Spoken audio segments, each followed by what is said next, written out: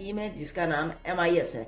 MIS यानी कि monthly income scheme, जिसमें आपको हर महीने इतना ब्याज मिल सकता है। कैसे मिल सकता है, वीडियो के अंत तक बने रहें, आपको सब कुछ पता चल जाएगा।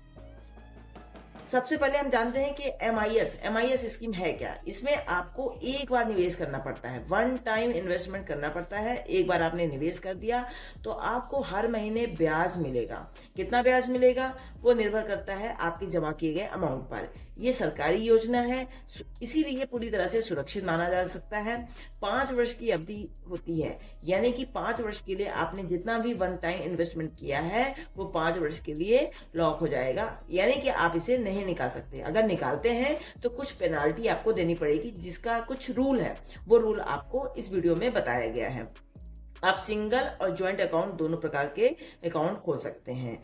मान लीजिए आपने 5 लाख रुपए निवेश किया, ठीक है, तो आपको हर महीने ब्याज मिलेगा। और कब तक मिलेगा, 5 वर्ष तक मिलेगा। और 5 वर्ष में 60 महीने होते हैं, मतलब 60 महीने तक आपको ब्याज मिलता रहेगा। ये ऐसी स्कीम है जो कि आपको हर महीने ब्याज देगी। अब हम बात करते हैं अवधि की, जो कि अवधि की बात हम कर चुके हैं। ये 5 वर्ष के लिए होती है। एक बार जिस ब्याज दर पर आपने इसमें निवेश कर दिया, उसी ब्याज दर के आधार पर ये स्कीम चलेगी, ठीक है। पर सरकार जो है वो हर तिमाही में ब्याज दरें की समीक्षा करती रहती है, इसलिए निवेश करने के पहले ब्याज दर जरूर जांच लें। खाता 2 प्रकार से आप खोल सकते हैं, सिंगल अकाउंट के रूप में और ज्वाइंट अकाउंट के रूप में। ज्वाइंट अकाउंट में अधिकतम 3 लोग मिलकर इसमें अकाउंट खुला सकते हैं। मम्मी पापा और उनका एक बच्चा मिलकर ज्वाइंट अकाउंट आप खोल के ऑपरेट कर सकते हैं। इसे कौन कौन निवेश कर सकता है। निवेश करने की सबसे बड़ी शर्त तो ये होती है कि भारत का निवासी हो। अगर आप भारत के निवासी हैं तो आप इसमें निवेश करने के योग्य हैं। अगर आपकी उम्र 18 वर्ष से ज़्यादा है तो आप निवेश कर सकते हैं। अधिकतम उम्र की कोई लिमिट नहीं है। सिंगल और जॉइंट अकाउंट भी खोला जा सकता है। अगर आपका बच्चा 10 वर्ष से ज़्यादा का है और वो साइन करना जानता है तो वो भी निवेश कर सकता है। अगर आपका बच्चा 10 वर्ष से कम है और नाबालिग है तो गार्जियन भी उसके नाम पर अकाउंट खुलवा सकते हैं। NRI इसमें निवेश नहीं कर सकते हैं।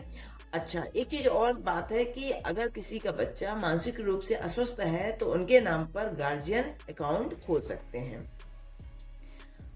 अब बात करते हैं कि कम से कम कितना रुपए चाहिए। इसमें कम से कम न्यूनतम रुपए 1000 रुपए से भी इस अकाउंट को आप चला सकते हैं, ठीक है। अधिकतम रुपीस सिंगल अकाउंट के लिए ध्यान रहे। सिंगल अकाउंट मतलब एक आदमी 9 लाख रुपए ही निवेश कर सकता है अधिकतम। और ज्वाइंट अकाउंट में कम से कम 15 लाख रुपए ही निवेश कर सकते हैं, उससे ज्यादा आप निवेश नहीं कर सकते। और मान लीजिए आपने निवेश किया तो वो उस पैसे का आपको कोई ब्याज नहीं मिलेगा। अब बात करते हैं कि भुगतान कैसे होता है। हर महीने आपका जो ब्याज है वो आपके सीधे सेविंग अकाउंट में आ जाएगा। तो नियमित रूप से हर महीने आपको मासिक आय मिलती रहेगी।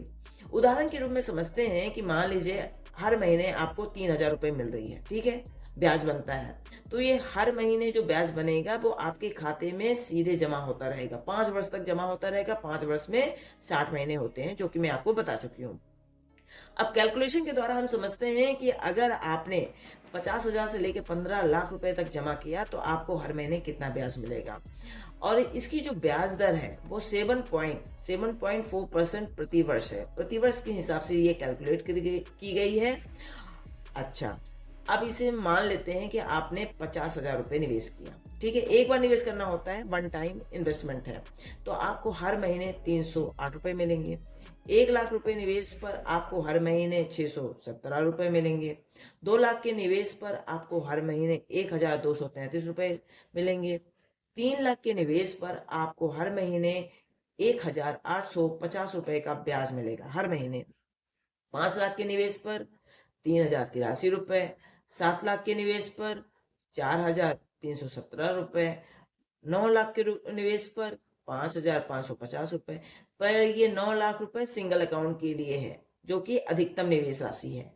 तो अधिकतम ब्याज कितना मिलेगा सिंगल अकाउंट को, 5550 रुपए। 10 लाख के निवेश पर आपको मिलेगा 6167 रुपए। 12 लाख के निवेश पर आपको ब्याज मिलेगा हर महीने 7400 रुपए। और 15 लाख के निवेश पर, जो कि ज्वाइंट अकाउंट का होता है, अधिकतम 9250 रुपए का आप ब्याज प्राप्त कर सकते हैं। और 5 वर्ष के बाद आपका पूरा जो प्रिंसिपल अमाउंट है आपको वापस कर दिया जाएगा। तो 5 लाख रुपए के निवेश पर आपने कैलकुलेशन के माध्यम से जाना कि हर महीने 3083 रुपए का ब्याज मिलता है। अब मान लीजिए कि किन्हीं कारणों बस आपको अपना MIS स्कीम का जो अकाउंट है वो बंद करना पड़ जाए, मतलब प्रीमेच्योर क्लोजर करना पड़ जाए, तो क्या करेंगे आप? इसके कुछ रूल हैं। पहला रूल तो ये है कि आप 1 वर्ष के पहले बंद ही नहीं कर सकते। जब आपने निवेश किया तब से लेकर 1 वर्ष होने तक आप इसे बंद नहीं कर सकते। और मान लीजिए आपने बंद कर दिया तो जो भी आपको ब्याज मिला है इन 9 महीनों में, 8 महीने में, 10 महीने में, पूरा आपके प्रिंसिपल अमाउंट से काट के और बाकी जो प्रिंसिपल अमाउंट है वो आपको दे दिया जाएगा। पहला रूल। दूसरा रूल ये है कि 1 साल से लेकर 3 साल के बीच में अगर आप अपना अकाउंट बंद करते हैं तो आपके प्रिंसिपल अमाउंट से 2% की कटौती होगी, 2% पेनाल्टी आपको लग जाएगी और उतना काट के आपको बकाया राशि वापस कर दी जाएगी। मान लीजिए 3 साल से लेकर 5 साल के बीच में आप अपना अकाउंट क्लोज करते हैं तो आपके प्रिंसिपल अमाउंट पर, मूलधन पर 1% की पेनाल्टी लगेगी और वो काट के आपको वापस कर दिया जाएगा। और नहीं करते तो कोई बात ही नहीं है, आपका पूरा प्रिंसिपल अमाउंट और अंतिम महीने का ब्याज भी आपको दे दिया जाएगा।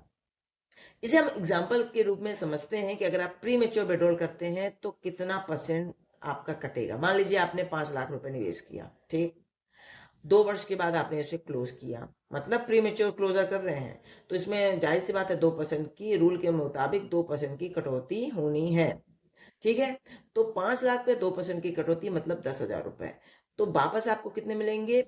4,90,000 रुपए आपको वापस कर दिया जाएगा मूल अमाउंट से, ठीक है। अच्छा, दूसरा उदाहरण समझते हैं कि मान लीजिए आपने 10 लाख रुपए निवेश किया था और आपने खाता अपना बंद कर दिया 4 साल बाद, मतलब 5 साल के लिए आप नहीं रुके, तो उसमें आपके इस 10 लाख में आपका 1% कट जाएगा, पेनाल्टी लग जाएगी, और 1% 10 लाख में होता है 10,000 रुपए।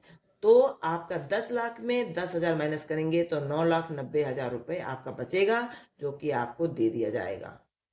ये है नियम। और अगर आप इसमें निवेश कर रहे हैं तो ध्यान रहे आप 5 साल तक ही उसे रखें, प्री मैच्योर विड्रॉल करने की कोशिश ना करें। अगर ऐसा करते हैं तो आपका ही नुकसान है। अब हम टैक्स और TDS के बारे में थोड़ा सा जान लेते हैं। इसमें जो भी आपको ब्याज मिलेगा वो टैक्सेबल होगा, मतलब टैक्स के दायरे में आएगा, ठीक है। इसमें किसी भी प्रकार का कोई टैक्स बेनिफिट नहीं मिलता, जो कि अन्य स्कीमों में मिलता है ATC के तहत। इसमें TDS नहीं कटता। सबसे एक फायदा यह है कि TDS नहीं कटेगा पर टैक्स लगेगा। और जो भी आपके अमाउंट पर जो ब्याज बनता है, जैसे मान लीजिए एग्जाम्पल के लिए आपने 5 लाख रुपए निवेश किया, तो मासिक ब्याज कितना बन रहा है? 3,083 रुपए। तो वार्षिक ब्याज तो बन रहा है ना 36,900 इतना। तो आपको बताना पड़ेगा कि पोस्ट ऑफिस के इस स्कीम में, मतलब MIS स्कीम में मुझे साल का इतना ब्याज मिला है, वो आपको ITR में शो करना पड़ेगा।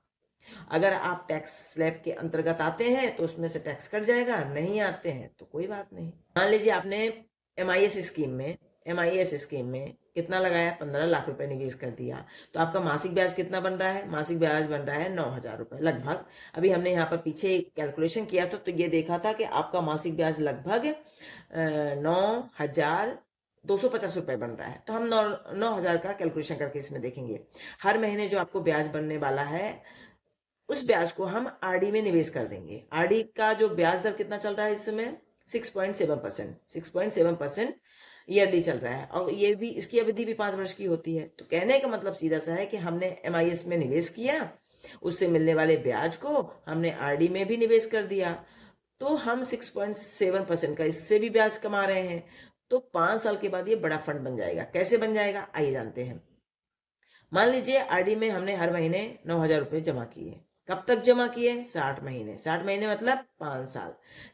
RD का ब्याज दर कितना चला? 6.7% प्रति वर्ष। तो हम कुल जमा कितना कर लेंगे? 5,40,000 रुपए हमने जमा कर लिया। तो अनुमानित ब्याज हमें मिल जाएगा कम से कम 6.7% की दर से 1,13,800 रुपए। 1,13,000 रुपए हमने एक्स्ट्रा कमा लिया। क्यों कमा लिया? क्योंकि हमने RD में जमा कर दिया।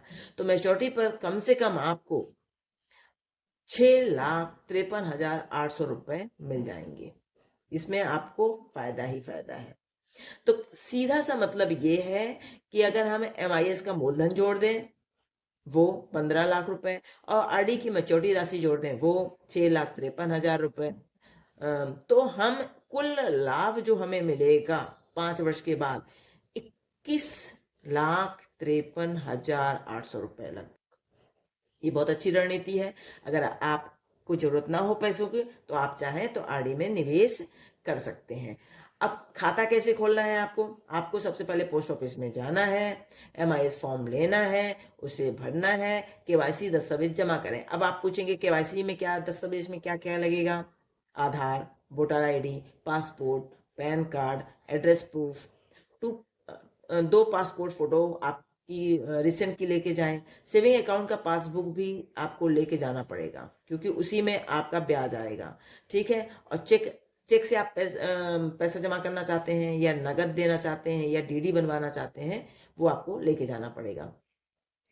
और आप 1,000 से अधिक निवेश करके पासबुक प्राप्त कर सकते हैं और हर महीने इसमें आपको ब्याज मिलता रहेगा। सिंगल जॉइंट अकाउंट आप भी खुलवा सकते हैं। ये प्रक्रिया पूरी 15 मिनट में कंप्लीट हो जाएगी।